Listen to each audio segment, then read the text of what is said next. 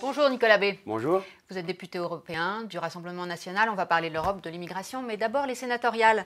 Un seul siège pour le Rassemblement national, celui de Stéphane Ravier à Marseille. En revanche, celui de David Rachlin à Fréjus n'est pas reconquis. C'est toujours ce défaut d'ancrage local pour le Rassemblement national? Non, je ne crois pas. Vous savez que les élections sénatoriales sont tributaires des autres élections locales. Il y a un phénomène d'inertie importante, des partis qui sont à un niveau marginal au niveau national. Je pense au Parti socialiste ou aux Républicains. Parce qu'ils ont encore des féodalités locales, eh bien, au sénatorial, eh bien, ont de bons résultats. Ça ne traduit pas forcément l'état de l'opinion publique. À les construire, ces féodalités locales. Si, quand on regarde d'ailleurs, c'est intéressant, le Rassemblement national disposait d'environ 1000 grands électeurs et nous avons obtenu en tout plus de 3000 voix. Ça montre bien qu'il y a beaucoup d'élus dans la ruralité qui ne sont pas forcément affiliés à des partis politiques qui ont fait le choix du Rassemblement national. Pas en élection. Ça ne se transforme pas pour l'instant en nombre important de sénateurs, mais c'est un mode de scrutin indirect. Seuls les grands électeurs votent, c'est tout à fait particulier. Et je crois que ça ne reflète pas l'état de l'opinion publique. Je me réjouis néanmoins de la très belle réélection de Stéphane Ravier à Marseille. En 2022, Marine Le Pen ne pourra pas gagner toute seule. C'est l'avis de Marion Maréchal. C'est aussi le vôtre? Je crois que c'est un avis largement partagé, y compris par Marine Le Pen elle-même. Bien sûr qu'à la présidentielle, il n'y a qu'une seule personne qui représente le parti ou une famille politique. Donc elle est seule candidate, mais elle n'a pas vocation à gagner seule. Elle a vocation, évidemment, à s'adresser à tous les Français. C'est évidemment notre objectif de rassembler le plus largement possible autour d'un projet de redressement national. L'union des droites, c'est donc votre objectif? Non, c'est plus que ça encore.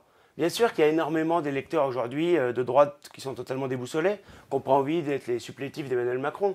Quand on voit Christian Estrosi qui demande aux Républicains de se rallier immédiatement et sans condition à Emmanuel Macron, il y a beaucoup d'électeurs de droite, je pense à des gaullistes, qui ne veulent pas de ça. Nous leur tendons la main, mais nous tendons la main d'une manière générale à tous les Français, pas seulement à ceux qui votaient pour les Républicains. Et ça n'a quand même pas toujours été la ligne du Front National à l'époque et aujourd'hui au Rassemblement National. Je crois que ça a toujours été... C'est un changement, c'est une inflexion majeure dans le... Non, le rassemblement a toujours été notre objectif. Après, il faut être en capacité de le faire. On l'est sans doute beaucoup plus aujourd'hui qu'il y a encore quelques années. Parce que Marine Le Pen était au second tour de la présidentielle, parce qu'aux élections européennes, nous sommes arrivés en tête. Nous avons une responsabilité, celle de la première force politique d'opposition et donc la seule vraie alternative possible et crédible face à Emmanuel Macron. Donc ça nous oblige en effet à rassembler. Et Marine Le Pen est la meilleure candidate pour ce rassemblement? Mais je crois qu'elle est la candidate qui est aujourd'hui la mieux placée, celle qui est en situation, parce que précisément elle dirige la seule force politique d'opposition. Et donc elle est candidate, elle l'a dit avec beaucoup de clarté, c'est très légitime, elle l'a dit en avance, en évitant ce qui se pratique ailleurs, c'est-à-dire des gens qui disent qu'ils n'y pensent pas alors qu'en réalité ils y pensent. Elle a dit clairement, je pense chez les Républicains, ils y pensent tous, ils rêvent tous d'être candidats. Tout en feignant de ne pas le dire. Voilà, Marine Le Pen a dit clairement qu'elle serait candidate à la présidentielle, elle s'y prépare, et encore une fois, notre objectif, c'est de rassembler très largement tous les Français qui veulent améliorer la sécurité, en finir avec l'immigration massive, on va y venir. Protéger Nicolas notre économie. Dupont-Aignan, Jean-Frédéric Poisson se déclarent aussi pour 2022. Ça fait du monde à l'extrême droite. Écoute, d'abord, c'est pas l'extrême droite. Ensuite, tout le monde a le droit d'être candidat. C'est le propre d'une élection. Après, moi, j'en appelle à la responsabilité aussi de chacun. Bien sûr qu'on peut se présenter à une élection pour se compter, etc. Mais l'objectif, c'est quand même de faire triompher des idées. Et donc, ce message de rassemblement dont on parlait à l'instant, eh bien, il s'adresse aussi à tous ceux qui, finalement, avec des sensibilités, des parcours spécifiques qu'il faut pleinement respecter, avec leurs différences qu'il faut respecter, eh bien, nous avons vocation à travailler avec eux. Et dans une élection présidentielle où le premier objectif, c'est d'arracher la France au déclin, où le premier objectif, c'est d'en finir avec la manière dont Emmanuel Macron dirige le pays et qui mène notre pays au chaos, eh bien, c'est de se rassembler. Jordan Bardella a dit hier, c'était sur BFM TV, ils sont tous nuls, ils sont au pouvoir. En tout cas, ils sont défaillants. Et ils je crois que les Français les analysent comme tels. Les Français ont essayé la droite, ils ont été déçus et trahis par la droite, ils ont essayé la gauche, ça a été un désastre absolu avec François Hollande. Et aujourd'hui, Emmanuel Macron, c'est un peu la synthèse finalement entre les défauts de la droite et les défauts de la gauche. C'est cet UMPS dont on a souvent parlé, qui a pris forme avec La République En Marche et Emmanuel Macron. On ne peut pas dire que ce soit un grand succès.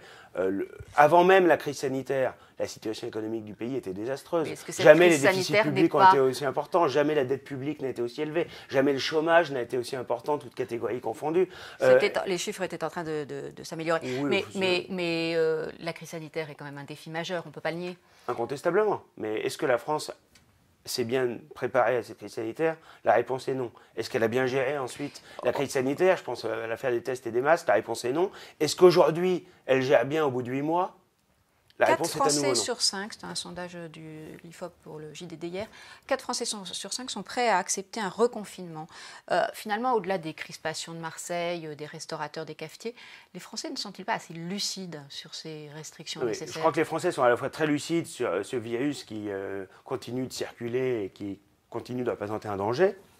Mais enfin, il faut être clair, le reconfinement, ça tuerait une partie importante de notre économie, avec un impact considérable, économique et social.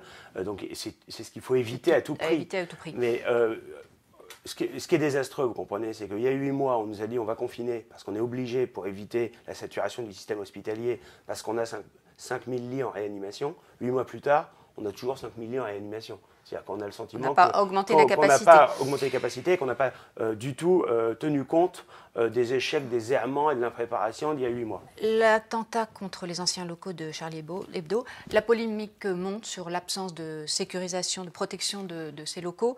Peut-on quand même sérieusement imaginer protéger tous les lieux sensibles au risque de mobiliser des forces de l'ordre déjà ultra sollicitées? Je crois que le problème, ce n'est pas tant la protection des locaux en question, qui de toute façon n'étaient plus du tout occupés par Charlie Hebdo depuis plusieurs années maintenant. La question plus générale, c'est celle de la sécurité, mais des que moyens l'attaquant qu'on a donne confondu, oui. à la police et à la justice. Et puis, c'est la question de l'immigration. Parce que soyons clairs, ceux qui ont commis cet attentat vendredi, eh bien, ils ont bénéficié de la générosité de la France. C'était un mineur isolé accueilli par la France, logé, soigné, nourri par la France. Et voilà comment ils nous remercient. Alors, est-ce qu'on continue avec l'angélisme migratoire? Est-ce qu'on continue à accueillir par centaines de milliers, plus de 400 000 au titre de l'immigration légale, sans parler des clandestins? Chaque année, ça va faire plus de 2 millions sur le quinquennat d'Emmanuel Macron. Est-ce qu'on continue avec cette immigration? C'est totalement irresponsable et on voit bien que ça se traduit concrètement par de l'insécurité au quotidien qui pourrit la vie des Français, mais aussi par des actes terroristes. Pour Jordan Bardella, toujours, je le cite puisqu'il était invité hier, c'est tout récent, finalement, il faut arrêter non seulement l'immigration illégale, qu'il faut combattre, mais aussi l'immigration légale, contre le regroupement familial, contre les mineurs isolés expulsés immédiatement. C'est réaliste. Mais écoutez, on a plus de 6 millions de chômeurs, toutes catégories confondues en France. On a une immigration qui vient principalement du Maghreb, de l'Afrique subsaharienne, et qui crée le chaos dans notre pays, qui est responsable du communautarisme et de l'islamisme dans notre pays. Donc évidemment que ce n'est pas simplement le problème de l'immigration clandestine, qui n'est pas négligeable en France. Donc ça un frein total à toute immigration. Arrêter, bien sûr, il faut arrêter totalement cette immigration. Cette immigration, c'est quoi? Toute l'immigration? Oui, bien sûr, il faut la réduire à sa plus simple expression, à quelques cas particuliers. Si on a des scientifiques spécialisés dans un domaine qu'on n'a pas en France et qui veulent venir en France nous apporter leurs compétences, pourquoi pas? Mais enfin, il faut en finir avec toute l'immigration. Oui, mais en finir avec l'essentiel de cette immigration, qui est une immigration familiale, qui n'est pas une immigration professionnelle. Ceux qui viennent en France, 95% d'entre eux n'ont pas de contrat de travail, n'ont pas les qualifications et donc la perspective d'avoir un contrat de travail. Donc elle vient peser sur nos comptes publics, peser sur nos comptes sociaux et menacer la sécurité des Français. Un mot sur l'Europe, puisque vous êtes député européen. Elle veut réformer la Commission veut réformer le règlement de Dublin. Il n'y aurait plus de quotas de migrants imposés, plus de relocalisation obligatoire, mais évidemment une solidarité financière entre les États. Est-ce que ça va dans le bon sens?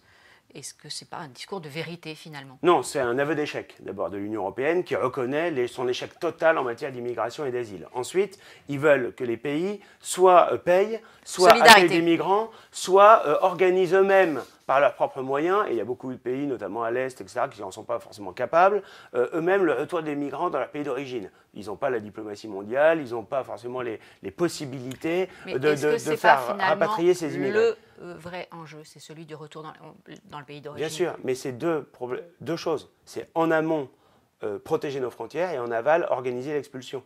Et ce n'est pas du tout ce que fait l'Union européenne aujourd'hui. La réforme de Dublin qui est préparée, la réforme du règlement de Dublin, elle aboutirait à permettre à celui qui arrive en Italie ou en Espagne ou en Grèce, qui est les cas les plus fréquents, eh bien, de choisir parmi 4 pays celui dans lequel il s'installe. Et comme on est dans un espace ouvert avec Schengen, eh bien, avec une fois qu'ils sont des installés... centres d'examen des demandes beaucoup plus rapides, beaucoup plus... Oui, mais tout ça, c'est la grande illusion. Il faudrait mettre des hotspots sur le continent africain où ils font les demandes d'asile et où uniquement si l'asile leur est accordé, qu'ils puissent venir. Mais l'immense majorité ne sont pas éligibles au droit d'asile, ne sont pas persécutés dans leur pays en raison de leur opinion ou de leur philosophie Donc religieuse. Donc c'est bien le problème du retour qui se pose. Oui, et puis surtout dernière question, est-ce que l'Union européenne n'est pas plus forte pour effectivement faire en sorte que les pays d'origine récupèrent leurs ressortissants que les pays individuellement? Non, bien sûr que non. L'Union européenne n'a aucun poids diplomatique. Or, c'est ça l'enjeu. Les pays, s'ils ont la volonté politique... Donc c'est à chacun de négocier au cas par cas Non, mais on peut faire de la coordination européenne. Mais l'Union européenne a révélé dans ce domaine-là, comme dans beaucoup d'autres, son impuissance totale.